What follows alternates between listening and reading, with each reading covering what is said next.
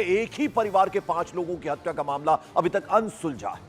Police को इस सिलसिले में अब कुछ सुराग हाथ में लगे हैं, जिनके जरिए इस हाई प्रोफाइल मर्डर केस का पूरा सच जल्दी ही सामने लाने का दावा किया जा रहा है।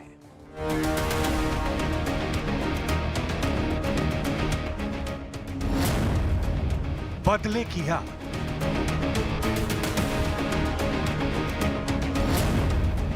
27 साल पुरानी कहानी, अकूत पैसा,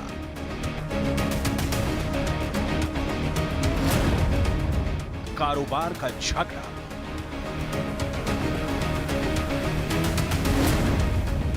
भाड़े के शूटर,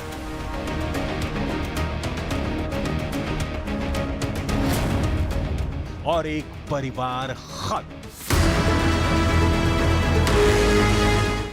शराब कारोबारी राजेंद्र गुप्ता और उनके परिवार की हत्या की कहानी ऐसे कई सवालों में उलझी है जिन्हें सुलझाने के लिए वाराणसी पुलिस ने एड़ी चोटी का जोर लगा रखा है कि एक ही परिवार के बीवी और 3 बच्चों की हत्या कर दी गई है। यहाँ पे तत्काल मौके पे पुलिस पहुंची थी और इनकी जो यहाँ पे माता जी रहती थी, उन्होंने बताया कि ये पारिवारिक विवाद कुछ चल रहा था इनका पिछले कुछ वर्षों से, उसी में ये हत्या हुई है। अभी पुलिस इसमें जांच कर रही है कि किसने ये कारित की है हत्या और क्या कारण रहा।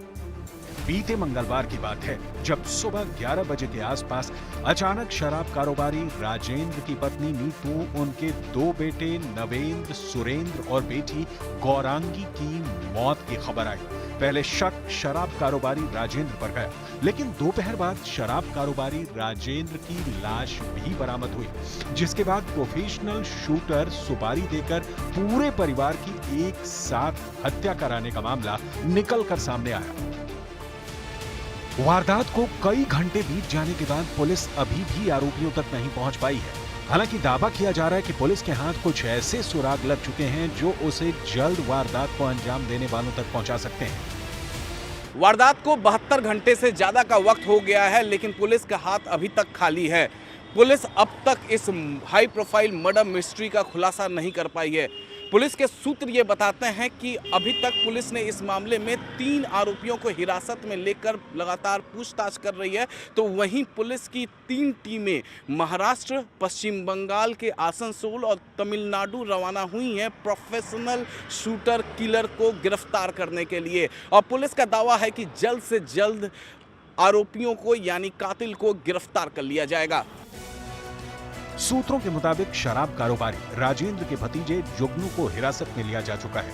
उससे लगातार पूछताछ की जा रही है, जबकि राजेंद्र का दूसरा भतीजा विक्की फरार बताया जा रहा है। जुगनू के अलावा पुलिस ने 2 और लोगों को भी हिरासत में ले रखा है, जिनके निशानदेही पर स्थानीय पुलिस पेशेवर हत्यारों पर शिकंजा कसने के लिए अलग अलग जगहों पर छापेमारी कर रही है। राजेंद्र गुप्ता के भतीजे क्यों शक के दायरे में हैं? इसके पीछे 27 साल पहले की वो कहानी छिपी है जिसका एक एक अक्षर इंतकाम की स्याही से लिखा गया है।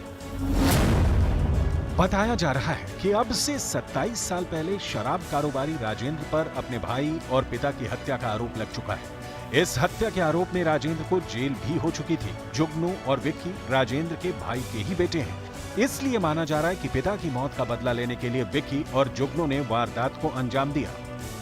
नहीं, दीपावली वाले दिन मारने वाला था या गोधना वाले दिन मारने वाला। मतलब दीपावली या गोधना? दीपावली दिन नहीं मार पाया तो क्या कहा आपसे? क्योंकि पटाखा छूटता है, उसी में वो सोचा था, उसी में हम अपना बदला ले लेंगे। विक्की आके बोला था। सूत्र बताते हैं कि पुलिस ने जब मृतक शराब कारोबारी राजेंद्र के दूसरे भतीजे विकी का मोबाइल सीडीआर खंगाला, तब मालूम चला कि विकी ने मृतक शराब कारोबारी राजेंद्र की पहली पत्नी के नंबर पर वारदात वाली रात कई बार फोन किए थे। दरअसल मृतक शराब कारोबारी राजेंद्र का पूरा जीवन विवाद और चर्चा का विषय बना रहा। राजेंद्र पर अपने भाई और पिता की हत्या का आरोप तो लग ही चुका था, साथ ही राजेंद्र अपनी पहली पत्नी को छोड़ चुका था और दूसरी पत्नी नीतू, जो कि पहले उसका किराएदार हुआ करती थी, उससे लव मैरिज कर चुका था। पहली पत्नी से भी उसकी संतान थी, जबकि दूसरी पत्नी से उसके 3 बच्चे थे। मृतक राजेंद्र का अपनी दूसरी पत्नी नीतू के साथ भी नहीं बनती थी। यही वजह था कि नीतू अपने बच्चों और सासू माँ के साथ अलग भदैनी इलाके में रहा करती थी। मृतक राजेंद्र के 30 किराएदार थे और लाखों रुपए उसे महीने में किराए के रूप में मिलते थे। इसके अलावा वो शराब कारोबारी था, तो इसीलिए उसके पास पैसे की कमी नहीं थी। भदैनी इलाके की इस दिल दहला देने वाली कहानी की चर्चा पूरे वाराणसी में है। राजेंद्र को लोग अपने से जानते हैं और इनके भाई भी एक छोटे थे,